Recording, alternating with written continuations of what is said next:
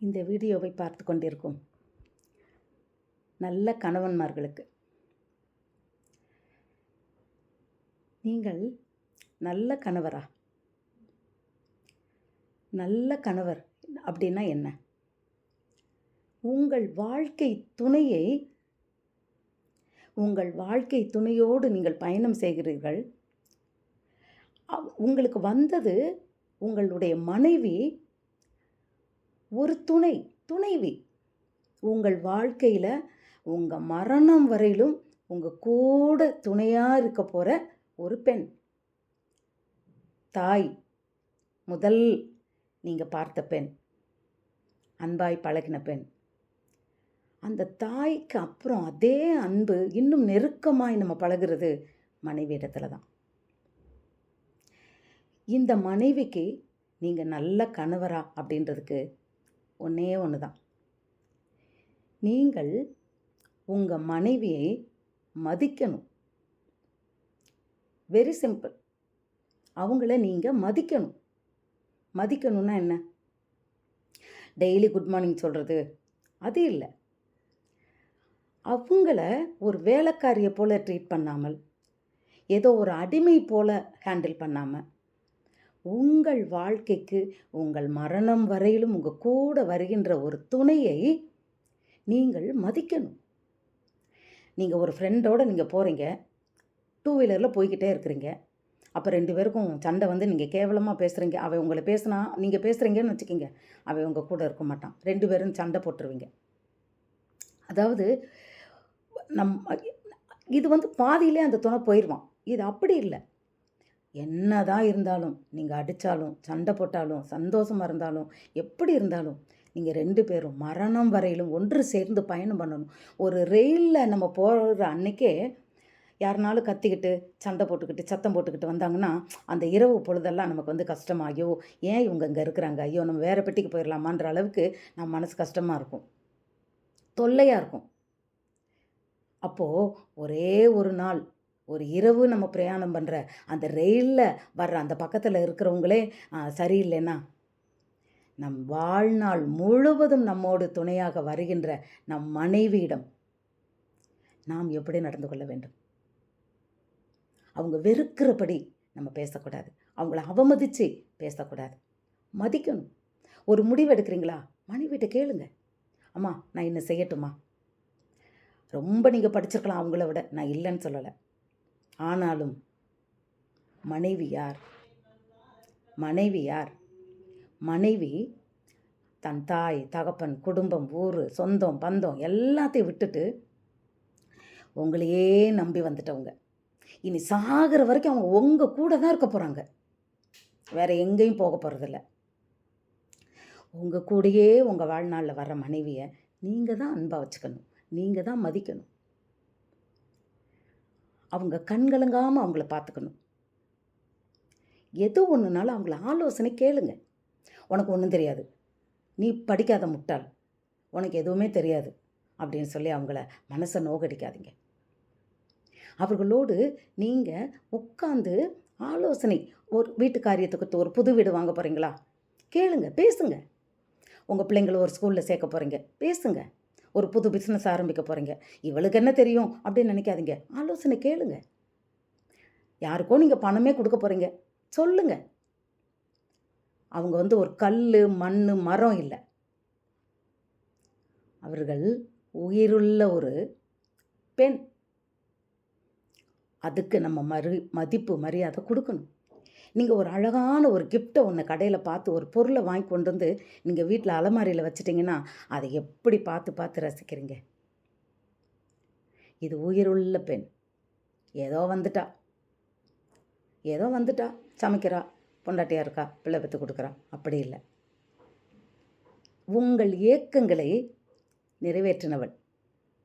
எப்போ நமக்கு கல்யாணம் முடியும், எவ்வளோ ஆசையாக காத்திருந்தீங்க. இன்றைக்கு அந்த துணை உங்களுக்கு வந்தது, உங்கள் ஏக்கமெல்லாம் தீர்த்தது. உங்களுடைய சந்ததி அவள் வயிற்றில் சுமந்து அதை பெற்றது மாத்திரம் இல்லை, அதை வளர்த்து, பொறுப்பாய் வளர்த்து, இரவு பகலாய் கண்முழிச்சு வளர்த்து குடும்பத்து காரியங்களை பார்த்து உங்களையும் கவனித்து உங்கள் வீட்டாரையும் கவனித்து எவ்வளவு வேலை செய்கிறாங்க. மனைவின்ற ஸ்தானம் மிக உயர்ந்தது. உங்கள் வாழ்க்கை துணைன்றது மிக ஒரு மதிப்பு கொடுக்க வேண்டிய ஒரு உறவு. அதை நீங்கள் அவமரியாதை பண்ணக்கூடாது, அவமதித்து பேசக்கூடாது, அவள் மனசு நோகிறது மாதிரி நீங்கள் பேசக்கூடாது, வார்த்தையினால் அவள் மனசை காயப்படுத்தக்கூடாது. அவளை அன்பாக நடத்தணும். நீங்கள் ஒரு நல்ல கணவனாக இருந்தால் அவளுடைய தாய் தகப்பன் ஒருவேளை வயசானவங்களாக இருக்கலாம், தனித்து இருக்கலாம், ஒருவேளை மாமனார் இறந்துட்டு மாமியார் உயிரோடு இருக்கலாம், இல்லை மாமியார் இறந்துட்டு மாமனார் உயிரோடு இருக்கலாம், அவங்க தனியாக இருக்கலாம். அவங்களுக்கு நீங்களும் மகன் தான். ஏன்னா சன்னின்லா சட்டப்படி மகன் ஆயிட்டீங்க. அவங்கள உங்கள் வீட்டோடு கூட்டி கொண்டு வந்து வச்சு நீங்கள் பார்க்கணும். அதுதான் நல்ல மருமகன், நல்ல ஒரு கணவன். அவள் எவ்வளோ சந்தோஷப்படுவாங்க. மனசில் ஏக்கங்கள் இருக்கலாம், ஆனால் அவங்ககிட்ட சொல்ல முடியாது. ஒரு கல்யாண வீட்டுக்கு போகணுன்னு நினைக்கிறாங்க. உடனே அது யார், அதெல்லாம் எனக்கு தெரியாது, அதெல்லாம் நீ போக வேண்டாம், இந்த கல்யாணத்துக்கு போக வேண்டாம்னு சொல்லி தடை போட்டுறக்கூடாது. ஏன்னா இவங்களுக்கு திருமணத்துக்கு முன்னாடி எவ்வளோ உதவியாக இருந்தாங்க, எவ்வளோ அன்பாக பழகுனாங்க, அவங்க எவ்வளோ சந்தோஷமாக இருந்தாங்கன்றது உங்களுக்கு தெரியாது. அப்போது இவங்க நன்றி எறிதல் இல்லாதவங்கள போல போயிடும் இவங்க திருமணத்துக்கு போலேன்னா. இன்னொன்று சொல்கிறேன், உங்கள் மனைவியினுடைய உறவினர்கள் திருமணத்துக்கு வந்தால் நீ போயிட்டு வான்னு சொல்லக்கூடாது, நீங்களும் கூட போகணும். இருவரும் சேர்ந்து தான் போகணும். ஏன்னா நீங்கள் தான் தலை, அவங்க சரீரம். கணவனும் மனைவியுமா இணைந்து போகணும். உங்கள் வீட்டு திருமணத்துக்கு கம்பல் பண்ணி நீங்கள் சந்தோஷமாக கூட்டிகிட்டு போயிடுவீங்க. அவங்க வீட்டு திருமணம் நடந்ததுன்னா, அவங்க உறவுக்காரங்கள் திருமணம், நெருங்கினவர்கள் திருமணம்னா, அவங்க ஃப்ரெண்டு திருமணம், இப்படி எப்படி கூப்பிட்டாலும் போக மாட்டீங்க. அப்படி இருக்கக்கூடாது. நீங்கள் நல்ல கணவனாக இருந்தால் நீங்கள் கூட போகணும். அது மாத்திரம் இல்லை, உதவி செய்யணும். அவங்க குடும்பத்தில் இருக்கிறவங்களுக்கு நீங்கள் உதவி செய்யணும். அவங்களும் அந்த தாய் தகப்பன் அவளுடைய உங்கள் மனைவியினுடைய தாய் தகப்பனும் உங்களுக்கு மாமனார் மாமியாரும் ஃபாதரின்லா சட்டப்படி உங்களுக்கு அம்மா அப்பா தான்.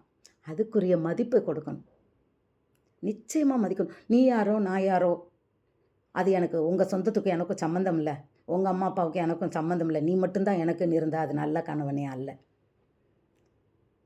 நீங்கள் நல்ல கணவர், மனைவியை புரிந்து கொண்டு நடக்கணும்.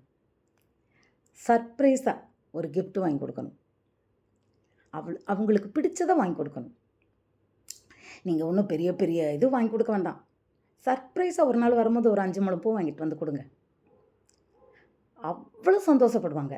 மனைவி முகத்தில் சந்தோஷத்தை பார்த்து மகிழ்பவன் நல்ல கணவன். பர்த்டே வருதா, ஒரு சாரி எடுத்துகிட்டு வந்து கொடுங்க, ஒரு பட்டு சேலையை எடுத்துகிட்டு வாங்க, தப்பு இல்லை, கொடுங்க. அவங்களே சொல்லுவாங்க, ஏங்க இவ்வளோ செலவு போட்டீங்க, வேண்டாம், அடுத்த வாட்டி எனக்கு இந்த மாதிரி எடுக்காதீங்க, குறைச்ச விலையில் எடுத்துகிட்டு வாங்கன்னு அவங்களே சொல்லுவாங்க. உங்கள் மனைவியை நேசிக்க வேண்டும், எல்லா விஷயத்திலும் நேசிக்கணும். அவங்களுக்கு உரிய மரியாதையை அவங்களுக்கும் அவங்க குடும்பத்தினருக்கும் சேர்த்து நீங்கள் கொடுக்கணும். அவங்க யாரோ நீங்கள் யாரோன்னு வாழக்கூடாது. உறவுகள் முக்கியத்துவம் கொடுக்கணும். ஒரு நல்ல கணவனா உங்கள் மனைவியினுடைய ஆசைகள் என்ன, அதை நிறைவேற்றணும். ஒரு எக்ஸ்கர்ஷனே போகணும், ஒரு பிளான் பண்ணுறீங்க, மனைவிட்ட கேளுங்க, அம்மா நான் எந்த ஊருக்கு போகலாமா, எங்கே போகலான்னு நீ சொல்லு. அவங்க ஒரு விஷயம் செஞ்சோன்னா அங்கெல்லாம் போக முடியாது. உங்கள் எண்ணங்களை மாத்திரம் நீங்கள் நிறைவேற்றினால் நல்ல கணவன் அல்ல. மனைவியினுடைய எண்ணங்களையும் நீங்கள் நிறைவேற்ற வேண்டும். இன்னொரு முக்கியமான விஷயம், உங்கள் மனைவியை தவிர வேறு எந்த பெண்ணையும் நீங்கள் ஏறெடுத்து பார்க்கக்கூடாது. திருமணம் ஆயிடுச்சுன்னா ஏறெடுத்து பார்க்கக்கூடாது. அது திருமணமான பெண்ணாக இருந்தாலும் சரி, இல்லை திருமணம் ஆகாத பெண்ணாக இருந்தாலும் சரி. வேதத்தில் ஒரு சத்தியம் இப்படி சொல்லுகிறது, ஒருவன் ஒரு ஸ்திரீயை இச்சையோடு பார்த்தால் அவளோடு அவன் விபச்சாரமே செய்து விட்டான் என்று பைபிளில் சொல்லியிருக்கு. ஆம், என்னைக்கு உங்களுக்கு தாலி கட்டி ஒரு மனைவியை கொண்டு வந்துட்டீங்களோ அன்றைக்கு வேறு எந்த பெண் மீதும் உங்களுக்கு நாட்டம் போகக்கூடாது. அவங்கள மனசால கூட நினைக்கக்கூடாது. நிச்சயமாக இவன்தான் நல்ல கணவன்.